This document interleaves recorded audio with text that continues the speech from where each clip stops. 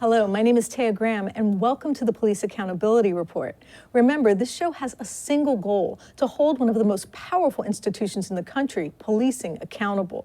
To do so, we go beyond just the individual actions of police and look at the systemic imperative and political alliances that give police at times troubling power over our lives. In fact, during one of our last shows, when we were joined by former Washington, D.C. Detective Trevor Hewick, my reporting partner, Stephen Janis, asked him this question that comes up often when the police seem incapable of policing themselves. Is systemic police corruption in Baltimore the result of a few bad apples or the system which bolsters it? Let's watch the exchange. I didn't like that. Yeah. I didn't like that. But you are arguing that it's the personal actor, not the system itself. Isn't there something systemic that should be changed too, or do you think it's really just personal actors?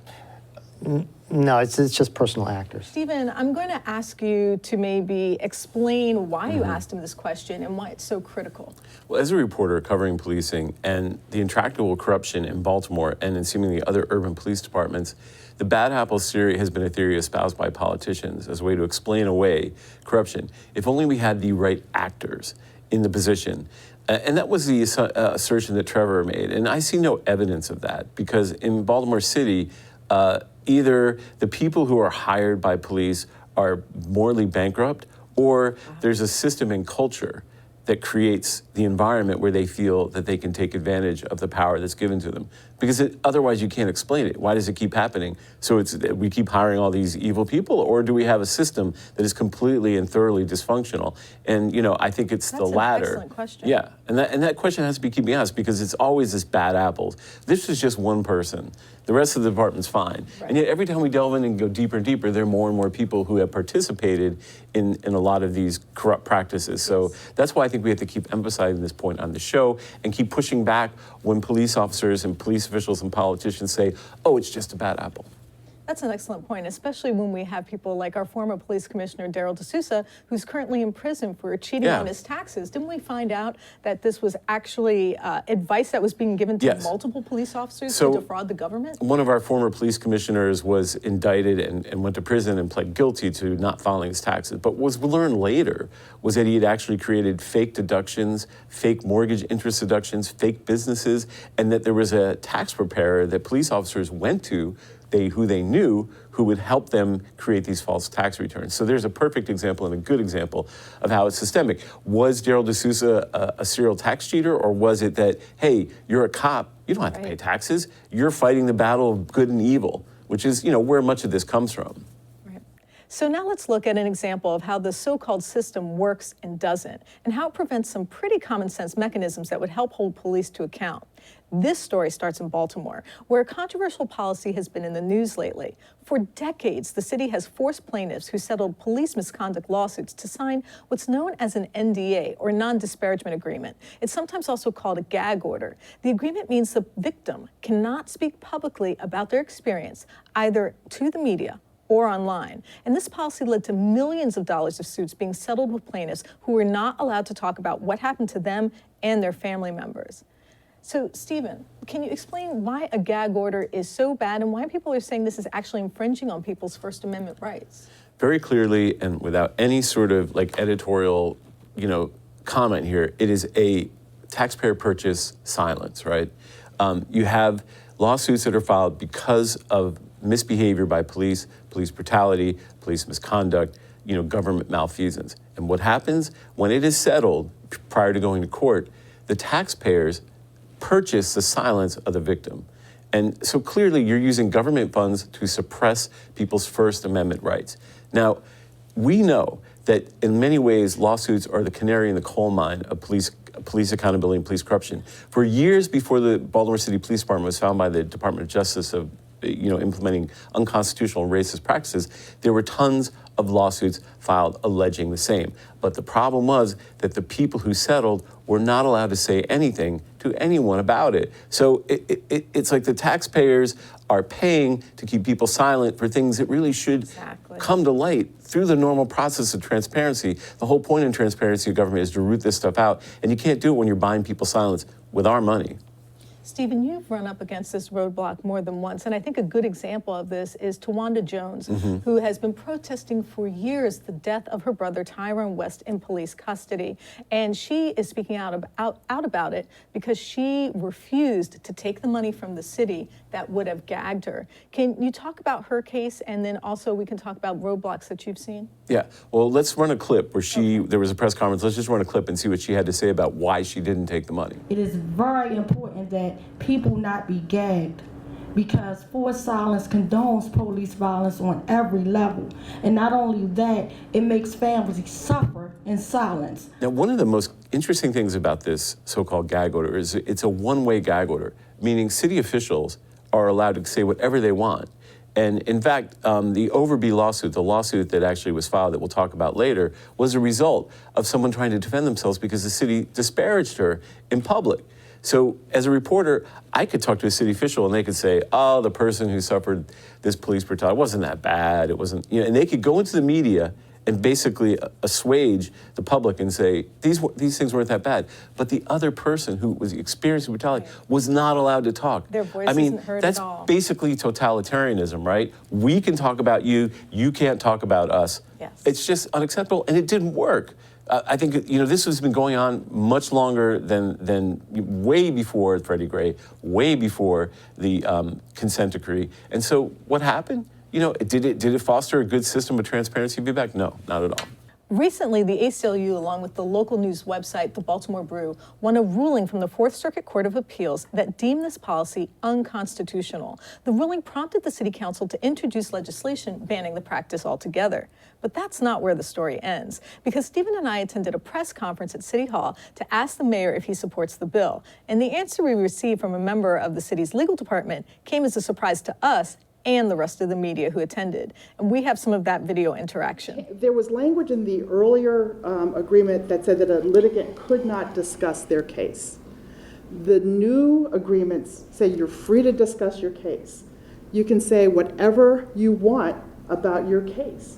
You are not inhibited in any way in discussing the facts of your case. So, Stephen, can you explain what happened here?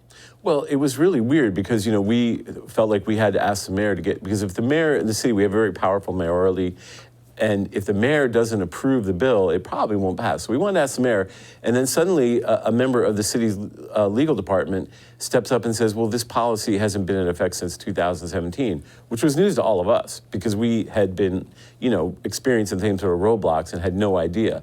And that sort of created a big controversy. And then number two, when we asked the mayor directly, and this is very, very important. Okay. We have the mayor of a major U.S. city who is presiding over one of the most corrupt and dysfunctional police departments. We have one of the highest crime rates. We spend more money than any other jurisdiction in the state on policing. And he was asked, do you support this gag order ban? And he said, I will defer to the legal department. Let's hear what he had to say. I'm going to abide by whatever the city solicitor tells me. So let me get this straight. The city's legal department has been saying that they haven't been doing this since September of 2017, yes. But at the same time, they're going to fight the circuit court ruling. Right. Isn't that a little bit confusing and contradictory there? It makes no sense. I mean, they kind of said they had a modified NDA, which, didn't make any sense because basically they still precluded the victims from talking. About their personal experience, how it affected them, which is very relevant and I think has more impact. And then meanwhile, we have this ruling which will show up on the screen, or this filing by the city law department, which was asking for a secondary ruling where they asked the entire Fourth Circuit panel of 15 judges to reconsider the ruling that the gag orders were unconstitutional. So while they're saying, oh, we don't do it, they're actually fighting against it, which they said was for constitutional grounds because somehow this was going to be some big. They were very concerned about the language becoming precedent. On that level. So At you least can't. That's what they said. So you can't use taxpayer dollars to buy public silence. But as we learned, not everyone agreed with the claims made by our city. And this is where our point about systemic issues that fuel bad policing are critical. Shortly after the press conference, we were contacted by the ACLU of Maryland, who said, in fact, the city's legal department was not telling the truth. Let's listen to David Roca of the ACLU explain why. The assertion that they don't impose non-disparagement agreements in settlements of police misconduct cases, and the assertion that plaintiffs are free to say whatever they want after settling with the city is untrue. What is true is that at some point after Mr. Davis became city solicitor, they modified the standard non-disclosure agreement that they demand. That's still an NDA, and that's still problematic because it still has a coercive and chilling effect on plaintiffs' ability to speak freely. So, Stephen, the city tells us one thing to the press corps. The ACLU directly contradicts this, essentially saying that the city's lying. Who are we supposed to believe? Well, we're supposed to believe the imperative power of policing. Because basically when you have a mayor and a legal department creating some sort of irreconcilable argument about the status of a policy which is essential to holding police accountable, then you know who has the real power, and that's policing. They defer to policing. They are supposed to represent us, the taxpayers, not a small group of armed officers who really just don't even live in the city.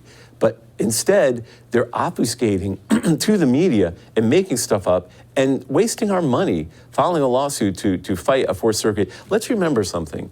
When we did an investigation where we showed how much money was spent, up to $7 million, fighting brutality lawsuits paid to outside law firms.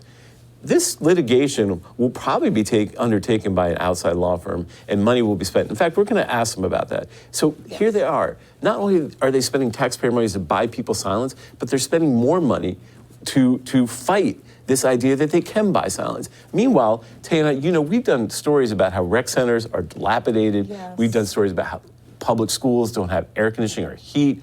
You know, where is the priority here? Why spend so much money? Why expend so much capital on protecting police who have demonstrably done a bad job?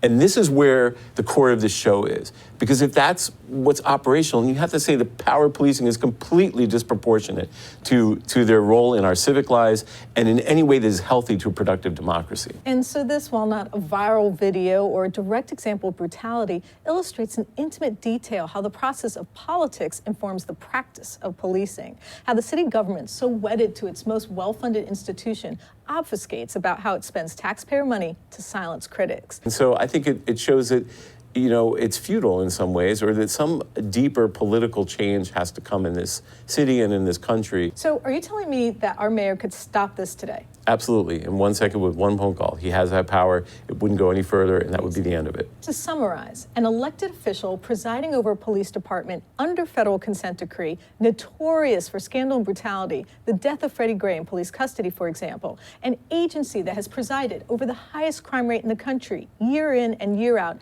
is being protected from scrutiny with taxpayer dollars. In journalism, we have a rule of thumb. Show, don't tell. And in this case, the conflict over the gag orders shows more about policing in this country than anything we could say directly. It is a prime example of how even the simplest act of accountability can hit an impenetrable roadblock, even when all of the political figures have pledged to fight for reform. Stephen, most of the people that we were interviewing, that we were speaking to, that were at the press conference, have promised to be progressive, have promised to try to help reform the police department. Is that what you're seeing? No. No, I'm seeing the police department wielding its same power. Let's look at the money. You know, they have increased the budget of the police department. They have turned to the police department to solve crime. You know, it's the same pattern. And this gag order is exemplar of that, that when there was an opportunity to really, you know, push for change and do something different, they just reverted to form. And it is a bad sign for the city, but it is also a sign of the preeminent power of policing and something that I think has to be changed if we want to have healthy civic life and democracy in cities like Baltimore.